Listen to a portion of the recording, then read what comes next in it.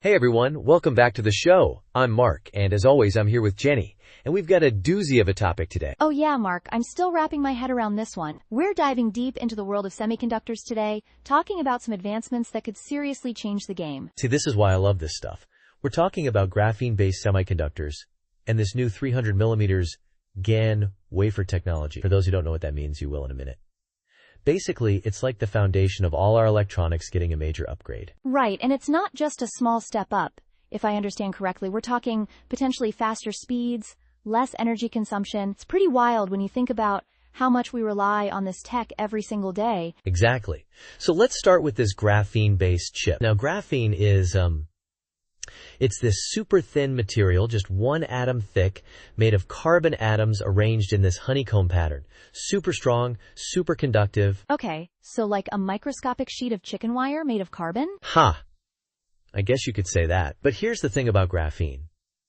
It's been a big deal for a while, because, in theory, it's way better at conducting electricity than silicon, which is what most of our chips are made of now. But if it's so great, why haven't we been using it all along? That's the million-dollar question. It's incredibly hard to work with. See, to make it work in a semiconductor, you need to introduce what they call a band gap carrying. It's kind of like creating a gate that can control the flow of electricity. Ah, so you need to be able to turn it on and off, basically? Precisely. And doing that without messing up graphene's, special properties. That's been the holy grail. But get this. A team from Tianjin University in China and Georgia Tech here in the US, they actually did it. They made the first working graphene-based semiconductor. Okay, that's a pretty big deal.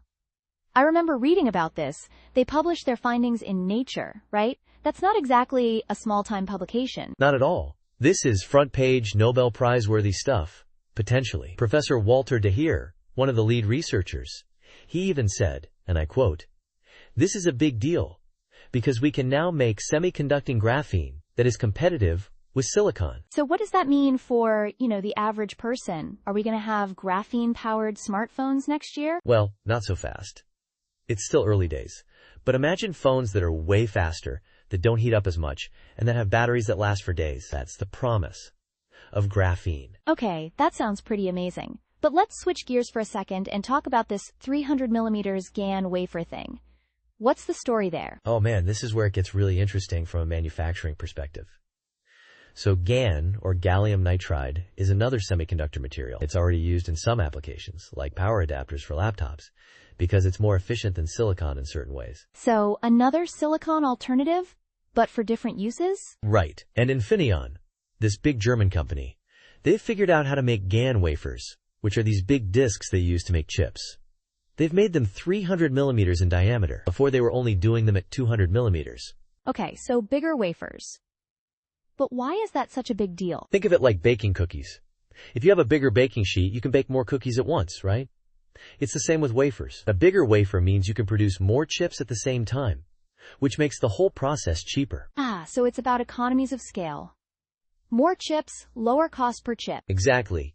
Infineon says they can get 2.3 times more chips per wafer with this new tech. Their CEO, Jochen Heinebeck, called it a breakthrough that will let them unlock the full potential of gallium nitride. So what kind of impact could this have, beyond just making things cheaper? Well, think about things like electric vehicles. They use a lot of power electronics. And GaN is great for that because it can handle high voltages and it switches on and off really fast. So, more efficient power systems in EVs could mean longer ranges and faster charging. That makes sense. And I guess it's not just EVs. I read somewhere that data centers are looking into GaN because it could help them save energy too. You got it. Power efficiency is a big deal everywhere these days, especially with all the talk about climate change. If we can make our electronics use less energy, that's a win for everyone. But it's not all sunshine and roses, right? I mean, there are always challenges with new technologies. Oh, for sure. With graphene, one of the big hurdles, besides making the semiconductor itself, is scaling up production. Making a few chips in a lab is one thing, but making millions of them reliably, that's a whole other ballgame. And I imagine there's also the issue of cost. Even if you can make them at scale, will they be affordable enough to replace silicon in most applications? Right. And then there's the whole question of how these new technologies will affect the workforce. A Goldman Sachs report mentioned that AI could potentially impact 300 million jobs worldwide. Wow. That's a sobering thought. So are we talking about robots taking over semiconductor factories? It's not just about robots. I could also play a role in designing these new chips, optimizing the manufacturing process, things like that. But it does raise questions about the kind of jobs that will be available in the future and what skills people will need. Yeah, it's a conversation we need to be having. And what about the environmental impact? We talked about energy savings, but what about the manufacturing process itself? That's a valid concern. Making any kind of semiconductor requires a lot of energy and resources, and we don't yet know the full environmental footprint of, say, extracting and processing the materials needed for graphene or GaN at a large scale. So it's kind of a double-edged sword. We might be saving energy on the one hand, but potentially using more on the other. It's a complex issue. But I think the hope is that, in the long run, the efficiency gains will outweigh the environmental costs of production. Plus, companies are under increasing pressure to make their operations more sustainable, so that could drive innovation in the right direction. That's a good point. So looking ahead, where do you see all of this going? Are we on the cusp of a semiconductor revolution, or is this just a lot of hype? Well, I'm an optimist, you know that. I think we're definitely entering a new era in electronics. Graphene, GaN, these are just two examples of the new materials and technologies that are emerging. So what's the most exciting possibility for you, personally? Honestly, I can't wait to see what happens when we combine these advanced semiconductors with AI.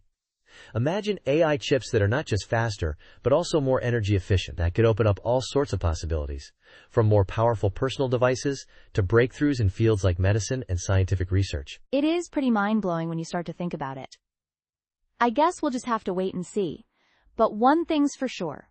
It's going to be a fascinating ride. Couldn't agree more. And we'll be here to break it all down for our listeners, no matter how complicated it gets. That's right. Thanks for joining us on this deep dive into the future of semiconductors, everyone. And as always, keep those questions coming. Catch you next time, folks.